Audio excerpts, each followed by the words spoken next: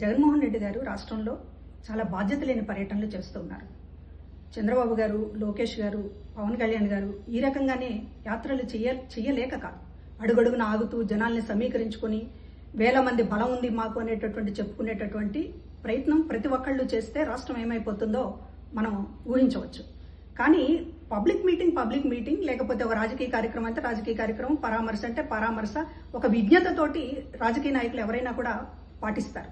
కానీ జగన్మోహన్ రెడ్డి గారికి పెళ్ళైనా, పరామర్శ అయినా, లేకపోతే కాలు కదిపితే ఒక రాష్ట్రానికి సంబంధించినటువంటి ఒక పెద్ద జాతరలాగా చేసేటటువంటి ఒక కార్యక్రమాన్ని తీసుకుని రాష్ట్రంలో మిగతా ప్రజానీకానికి అందరికీ కూడా ఇబ్బంది కలిగిస్తున్నారు.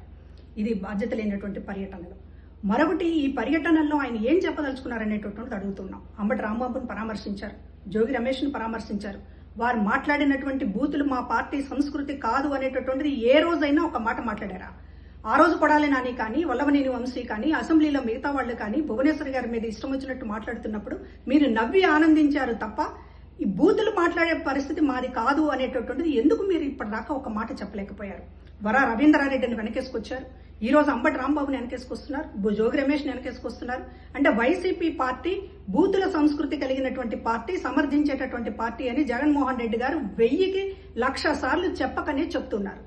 ఇది ప్రజలు గమనించుకోవాల్సినటువంటి విషయం.